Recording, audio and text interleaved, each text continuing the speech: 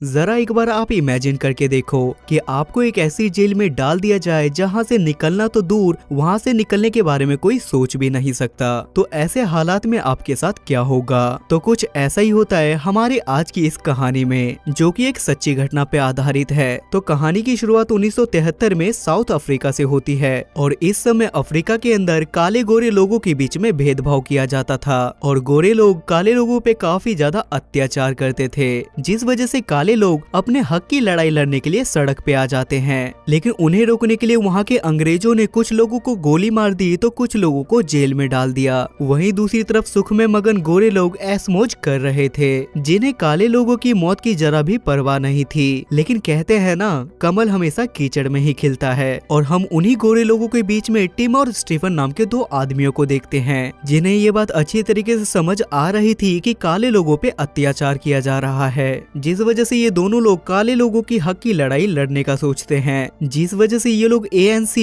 मतलब African national Congress में शामिल हो जाते हैं। और उस कम्युनिटी का मकसद सब लोगों को एक समान दर्जा देना था, जिस वजह से टिम और स्टीफन मिलके दोनों शहर में जाके बम फोड़ते हैं, जिसकी वजह से किसी को कोई नुकसान नहीं पहुंचता, बल्कि उसमें से पैम्पलेट्स बाहर निकलते हैं, जिसमें लोगों को काले गोरे लोगों को एक समान दर्जा देने का मैसेज लिखा हुआ था। लेकिन इन दोनों का प्लान यहीं पे फेल हो जाता है और इन दोनों को पुलिस पकड़ के इन्हें कोर्ट में ले जाती है, जहां पे टिम को 12 साल तो स्टीफन को 8 साल की सजा सुनाई जाती है। ये सब कुछ देखने के बाद स्टीफन वहां से भागने की कोशिश तो करता है, लेकिन इसका कोई भी फायदा नहीं होता और उन दोनों को प्रिटोरिया नाम के जेल में डाल दिया जाता है। तब वहाँ का जेलर इन दोनों के पास आके इनसे कहता है कि तुम्हें गोरे लोगों के साथ गद्दारी नहीं करनी चाहिए थी। जिसके बाद इन्हें अंदर ले जाया जाता है, जहाँ की सिक्योरिटी बहुत ज्यादा टाइट थी। लेकिन टिम वहाँ के सभी दरवाजों को बड़े ध्यान से देखता जा रहा था, मानो उसके दिमाग में कुछ चल रहा हो। और उसके दिमाग में 12 सालों तक यहाँ पे सड़ने का कोई इरादा नहीं था। उसके बाद इन दोनों को अपने अपने सेल में डाल दिया जाता है। अब क्योंकि इन दोनों का सेल एक ही साथ था, जिस वजह से ये दोनों वॉल को नॉक करके एक दूसरे को कम्युनिकेट करते थे। अगली सुबह उठ के जब ये लोग खाना खाने के लिए जाते हैं तो इन्हें वहाँ पे कैदी दो अलग अलग ड्रेसेस में मिलते हैं। लेकिन वहाँ पे टिम की मुलाकात डैनियल नाम के एक आदमी से होती है, जो कि वहाँ पे उम्र कैद की सजा काट रहा था। वो टिम के पास आके उससे कहता है कि मैंने भी तुम्हारी तरह काले लोगों के लिए आवाज उठाई थी। और वो उसे ये भी बताता है कि हम लोग ब्लू ड्रेस वाले लोगों के साथ नहीं बैठते, क्योंकि वो लोग एक नंबर के खूनी और रेपिस्ट हैं। तब टिम भी उसे बताता है कि हमें यहाँ पे 12 और 8 साल की जेल हुई है, लेकिन इतने दिनों तक हम यहाँ पे नहीं रुक सकते। उसके बाद अगली सुबह डैनियल रनिंग के दौरान इनसे दोबारा मिलता है और वो इन्हें बताता है कि अगर तुम दीवार पार करके यहाँ से भागना चाहते हो तो ये बिल्कुल इम्पॉसिबल है, क्योंकि यहाँ की दीवार 20 फीट ऊंची है और ऊपर सिक्योरिटी गार्ड की भी बहुत ज्यादा टाइट सिक्योरिटी है और तुम यहाँ से सुरंग खोद के भी बाहर नहीं निकल सकते, क्योंकि ये जेल बहुत ज्यादा बड़ा है और तुम घूम फिर के वापस से जेल के अंदर ही आ जाओगे। और इसलिए डैनियल उसे बताता है कि अगर तुम्हें अपनी जान प्यारी है तो तुम यहाँ से भागने की कोई भी कोशिश मत करना। तब डैनियल के वहाँ से जाते के साथ एक लियोनार्ड नाम का आदमी इनके पास आ जाता है और वो इन्हें बताता है कि अगर तुम यहाँ से भागने का प्लान बना रहे हो तो इस प्लान में मैं भी तुम्हारे साथ हूँ। और डैनियल हर आने वाले नए कैदी के साथ ऐसे ही बर्ताव करता है, लेकिन तुम्हारे यहाँ आने से पहले भी कुछ कैदियों ने यहाँ से भागने की कोशिश की थी, लेकिन बदकिस्मती से वो लोग यहाँ पे पकड़े गए। लेकिन इन तीनों को बात करते हुए ऊपर से एक जेलर देख रहा था, जिसे इन पे डाउट हो जाता है। अब ऐसे ही देखते 23 दिन बीत जाते हैं। उसके बाद रात में सारे कैदी सो जाते हैं, लेकिन टिम अभी भी बैठ के सोच रहा था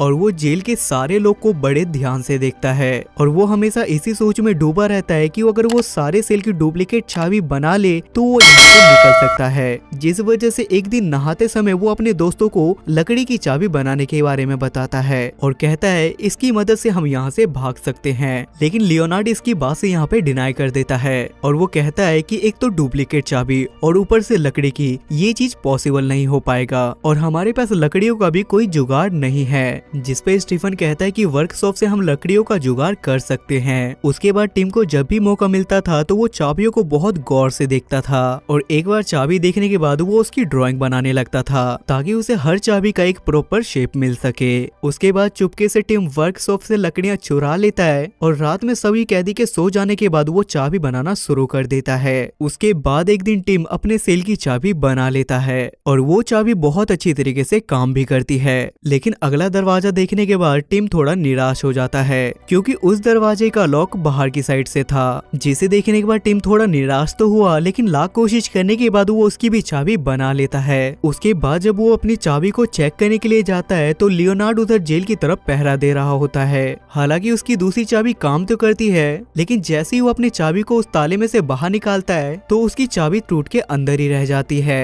तब लियोनार्ड उसे बताता है कि कोई जेलर यहाँ पे आ रहा है, जिसे देखने के बाद टिम काफी ज्यादा घबरा जाता है और वो किसी तरीके से चाबी के टुकड़े को वहाँ से बाहर निकाल लेता है, लेकिन जल्दबाजी के चक्कर में वो उस दरवाजे को बंद नहीं कर पाता। उसके बाद जब मोंगो नाम का जेलर वहाँ पे पहुँचता है तो सेल की दरवाजे को खुला देखने के बाद वो थोड़ा हैरान हो जाता है, क्योंकि इतने सालों में उसके साथ ऐसा कभी नहीं हुआ था। जिसके बाद वो ज्यादा ध्यान ना देते हुए उस दरवाजे को बंद करके वहाँ से चला जाता है। अब देखते ही देखते जेल के अंदर इन लोगों को 142 दिन हो जाते हैं और इनकी टेंशन दिन ब दिन बढ़ती ही जा रही थी, क्योंकि इन्हें ये समझ नहीं आ रहा था कि सेल के बाहर वाले दरवाजे को हम कैसे खोलें, क्योंकि वो दरवाजा सिर्फ बाहर से ही खुलता था। तब लियोनार्ड टिम को बताता है कि हम एक रस्सी के सहारे से उसे खोल सकते हैं, जिसपे टिम उसे बताता है कि खाली रस्सी के सहारे से चाबी लगाना हमारे लिए काफी नहीं होगा, बल्कि हमें उस चाबी को घुमाना भी होगा। अगली सुबह जब ये लोग सेल में बैठ के एक दूसरे से बातें कर रहे थे, तभी वहाँ पे मंगो नाम का जेलर आ जाता है और इन्हें इत्मीनान से बात करता हुआ देख उसे इन पे थोड़ा डाउट होता है, लेकिन पूछे जाने पे ये लोग कहते हैं कि हम ऐसे ही अपना काम कर रहे थे। तब टिम की नजर झाड़ू की स्टिक पे पड़ती है, जिसे देखने के बाद उसके माइंड में एक ख्याल आता है और वो सोचता है कि अगर हम किसी तरीके से चाबी को स्टिक में फंसा दें तो इसकी मदद से हम लॉक को खोल सकते हैं। और टिम उस स्टिक के अंदर एक और लकड़ी फिट कर देता है और वो उस चाबी को भी उसमें फिट कर देता है, जिसकी मदद से इसकी पकड़ बहुत ज्यादा मजबूत हो जाती है। उसके बाद रात को जब टिम उस लॉक को खोलने की कोशिश करता है तो उसकी हालत खराब हो जाती है, जिसके बाद किसी तरीके से वो लॉक को खोल तो लेता है, लेकिन उसके सामने सबसे बड़ी प्रॉब्लम ये आती है कि झाड़ू की स्टिक से निकलने के बाद वो चाबी सीधा नीचे गिर जाती है और उसे इस बात का डर होने लगता है कि कल कोई ना कोई गार्ड इस चाबी को जरूर देख लेगा। जिसके बाद टिम यहाँ पे दिमाग लगाता है और वो एक च्युइंगम को चबा के उसे झाड़ू की स्टिक में लगा देता है और उस स्टिक की मदद से वो चाबी को भी अंदर ले आता है। अगली सुबह जब ये लोग खाना खाने के लिए जाते हैं तो टिम अपने साथियों को ये सारी बातें बताता है, जिससे वो लोग भी काफी ज्यादा खुश हो जाते हैं। उसके बाद एक दिन जब टिम गार्डन में काम कर रहा था तो स्टीफन उसके पास वो सारी चाबियां लेके आता है और वो दोनों मिलके उस चाबी को मिट्टी के अंदर दफना देते हैं, क्योंकि गलती से भी जेलर ने अगर इनके सेल को चेक किया तो ये लोग पकड़े जाएंगे। लेकिन यहाँ पे एक बार फिर से जेलर को इन पे डाउट हो जाता है और वो इनके पास आके पूछता है कि तुम क्या कर रहे हो, जिसपे टिम उसे बताता है कि मैं पौधों में खाद डालने का काम कर रहा हूँ। और उसके वहाँ से जाने के बाद डैनियल टिम से कहता है कि तुम जो कुछ भी कर रहे हो वो सब ठीक नहीं है और अगर तुम गलती से भी पकड़े गए तो ये लोग तुम्हें जान से मार देंगे। उसके बाद रात में टिम एक बार फिर से अपने सेल से बाहर निकल के वहाँ के दरवाजों को देखता है, जिससे उसे पता चलता है कि अगर उसे यहाँ से भागना है तो उसे और भी डुप्लीकेट की बनानी होगी। उसके बाद अगली सुबह टिम जेल के एक वर्कर से कागज का टुकड़ा मांगता है, लेकिन बदले में वो आदमी भी टिम से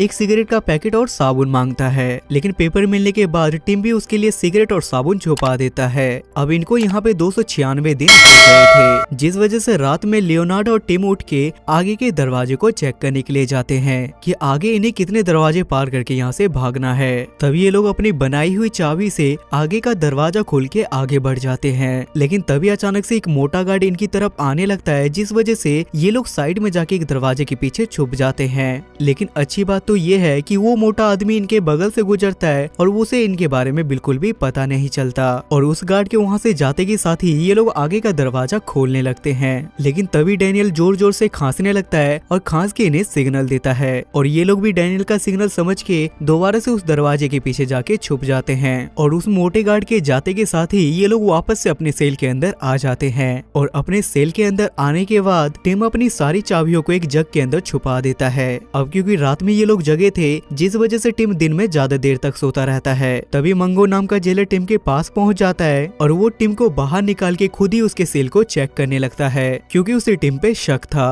तभी उस जेलर के हाथ से वो जग गिर जाता है जिसके अंदर टिम ने अपनी चाबियां छुपा रखी थी। और जब वो जेलर टिम से इस चीज के बारे में पूछता है तो वो उसे बताता है कि इसे मैंने फोटो स्टैंड के लिए रखा है। वो जेलर झाड़ू के स्टिक को भी देखता है, लेकिन वो इसकी बातों पे ज्यादा ध्यान नहीं देता। अब ये सब कुछ देखने के बाद टिम भी समझ जाता है कि चाबियां सेल में छुपाना सेफ नहीं है, जिस वजह से वो अपनी चाबियों को अलग अलग जगह पे छिपाने लगता है और वो अपनी चाबी को लाइब्रेरी के अंदर छुपा देता है। उसके बाद इनका सिलसिला ऐसे ही जारी रहता है और ये लोग रोज रात रात को उठ के दरवाजों को चेक करने के लिए और उनकी चाबियां बनाने के लिए जाते थे और देखते ही देखते ये लोग 15 दरवाजे की चाबी को बना लेते हैं। अब ये सब कुछ जानने के बाद डैनियल सारे लोगों को बताता है कि आप लोगों को भी यहाँ से भाग जाना चाहिए क्योंकि मैंने इस जेल की सारी चाबियां बना ली है। लेकिन यहाँ पे इन तीनों के अलावा वहाँ से कोई भागना नहीं चाहता था, जिस पे डैनियल कहता है कि हम सब भागेंगे तो नहीं, लेकिन हम सब तुम्हारी मदद जरूर करेंगे। डैनियल एक टूथपेस्ट में कुछ पैसे छुपा के टिम को दे देता है।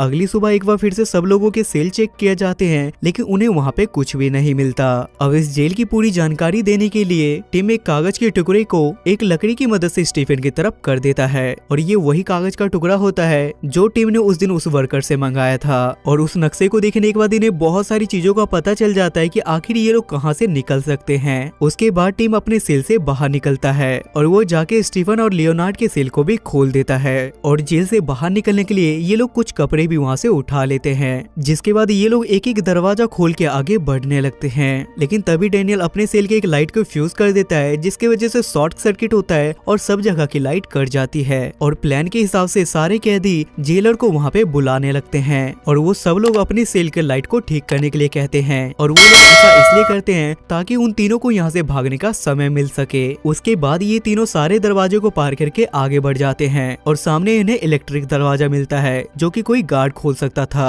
अब गार्ड भी वहाँ से निकल के जा चुका था, जिस वजह से लियोनार्ड गार्ड के कमरे में जाके उस दरवाजे को खोल देता है। अब इनके सामने जेल का सबसे आखिरी दरवाजा आता है जिसे ये लोग अपनी सारी चाबियों से खोलने की कोशिश करते हैं, लेकिन इनकी कोई भी चाबी उस लॉक को नहीं खोल पाती, जिस वजह से लियोनार्ड को काफी ज्यादा गुस्सा आ जाता है और वो गुस्से में उस दरवाजे को तोड़ने लगता है, जिससे वहाँ पे काफी ज्यादा शोर तो होता है, लेकिन सारे कैदियों के हल्ला की वजह से कोई भी जेलर इनके शोर को नहीं सुन पाता। और जल्दी से ये तीनों अपने कपड़े बदल के वहाँ से बाहर निकल जाते हैं, जहाँ पे टीम एक मिरर की मदद से गार्ड को देखता है कि गार्ड कौन से पोजीशन पे खड़ा है और ये लोग धीरे धीरे वहाँ से आगे बढ़ने लगते हैं। तभी ये लोग रोड के पास पहुँच जाते हैं जहाँ पे पहले से ही बहुत सारे लोग चल रहे थे और किसी भी गार्ड का इन लोगों पे ध्यान नहीं जाता। उसके बाद कुछ दूर आगे जाते के साथ ही ये लोग वहाँ से तेजी से भागने लगते हैं और आगे जाने पे वो लोग एक टैक्सी पकड़ते हैं और वहाँ से आगे बढ़ जाते हैं। और ये सब कुछ देखने के बाद उन्हें बहुत ज्यादा खुशी हो रही थी क्योंकि आखिरकार वो अपने प्लान में सक्सेस भी हो गए। अगली सुबह मोंगो जब सेल में सबको चेक करने के लिए जाता है तो उसके पैरों तले जमीन खिसक जाती है